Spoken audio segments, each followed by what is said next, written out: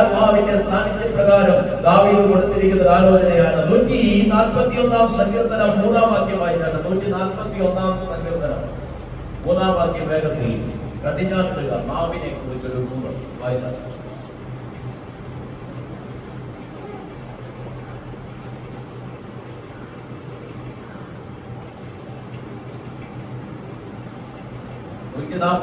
സങ്കീർത്തനം 3-ാം വാക്യം വേഗം വായിക്കാം.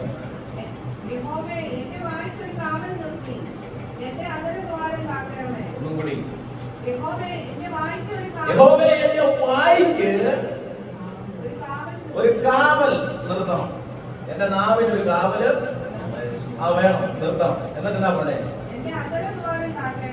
എന്റെ അധരം ദ്വാരം തീരണം എന്ന് പറഞ്ഞാൽ ചിലരുടെ തൊണ്ട തുറന്ന് പുറത്തേക്ക് വരുന്നത് അത്ര നല്ല വിഷയമല്ല. അതുകൊണ്ട് ദൈവത്തിന്റെ ആത്മാ പറയാൻ എന്റെ വായ്ക്ക് ഒരു കാവല് വേണം. വിശ്വാസികളുടെ ദൈവമക്കളെ നാവിന് ദൈവദൂതന്മാരെ കാവൽ നിർത്തുന്ന ഒരു കാലഘട്ടം അടുത്തു വന്നിരിക്കുന്നു. അതുകൊണ്ട് തന്നെ ദാവീദ് പറയുകയെ, യഹോവേ എന്റെ നാവിനെ നീ എന്ത് ചെയ്യണം? കടിഞ്ഞാണിട്ട് സൂക്ഷിക്കണം. അപ്പൊ പാപം ചെയ്യാതിരിക്കാൻ, ദോഷം ചെയ്യാതിരിക്കാൻ, നാവ് കൊണ്ട് അല്ലെങ്കിൽ ഉരുള പറയാതിരിക്കാൻ, പമ്പ് പറയാതിരിക്കാൻ, ദോഷം ചെയ്യാതിരിക്കാൻ, അല്ലെങ്കിൽ മറ്റൊരാൾക്ക് ദോഷം വരുത്താതിരിക്കാൻ അല്ലെങ്കിൽ എന്ത് ചെയ്യാ? എന്റെ നാവിനെ ഞാൻ കടിഞ്ഞാണിടും. ആവറേജ് നാവ് കൊണ്ട് ഉപയോഗപ്പെടുന്ന വിഷയം എന്ന് പറഞ്ഞാൽ കൂടുതൽ കുറ്റം പറയാനാണ് നാവ് ഉപകാരപ്പെടുന്നത്. അല്ല വല്ലതും ഉപകാരപ്പെടുന്നുണ്ടോ?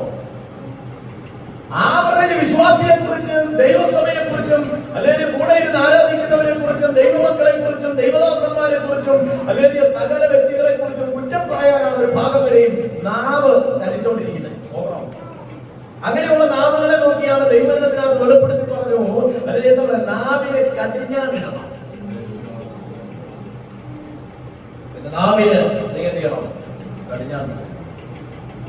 അപ്പൊ ദൈവാത്മാവിടെ വെളിപ്പെടുത്തിയിരിക്കുന്നു, നാവ് കൊണ്ട് പാപം ചെയ്താൽ, നാവ് കൊണ്ട് വിധിച്ചാൽ ആ വിധി നമ്മളിലേക്ക് തന്നെ തിരികെ വരാൻ ഇടയായിത്തീരുന്നു.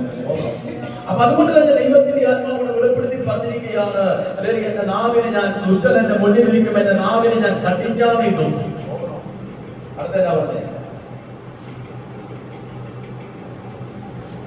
മൂന്നാമത്തെ വാക്യം സങ്കീർത്തനം 89.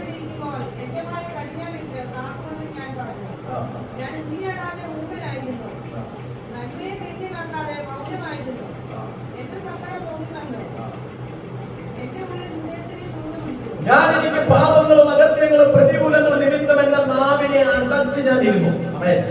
എന്റെ നാവിനെ തുറക്കാത്ത ഒരു വ്യക്തിയെ പോലെ ഞാൻ എന്റെ നാവിനെ കടിഞ്ഞാണിട്ട് ഞാൻ സൂക്ഷിച്ച് എന്റെ അകത്ത് ഞാൻ വെച്ചു.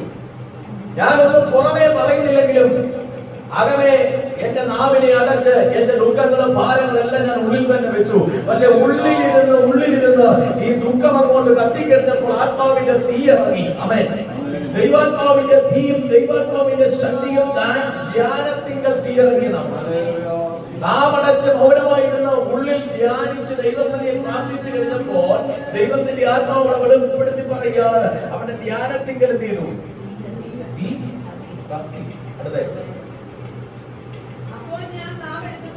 അപ്പോൾ ഞാൻ നാമെടുത്ത് സംസാരിച്ചു. ഈ ദിവസങ്ങളിൽ ദൈവാത്മാവ് പറയാം, നിനക്ക് സംസാരിക്കാൻ ദൈവം ഒരു അവസരം വെച്ചിട്ടുണ്ട്. നിനക്ക് പറയാനും നീ സംസാരിക്കുമ്പോൾ നിന്നെ ആരും എതിർക്കാത്ത രീതിയിൽ ദൈവം നിനക്ക് ചില സമയങ്ങൾ ഒരുക്കിയിട്ടുണ്ടെന്ന് ദൈവത്തിന്റെ ആത്മാവ് പറയാൻ. നീ നേരത്തെ വാദിക്കണ്ട, നീ നേരത്തെ പറയാൻ നിൽക്കണ്ട, നീ നേരത്തെ പ്ലാൻ ചെയ്യണ്ട, നീ നേരത്തെ പറയാൻ വേണ്ടി പോകണ്ട. ഇന്ന് മുതൽ ദൈവത്തിന്റെ ആത്മാവ് സംസാരിക്കുകയാണ്. നിനക്ക് സംസാരിക്കാൻ ദൈവം ഒരു സമയം ഒരുക്കിയിട്ടുണ്ട്.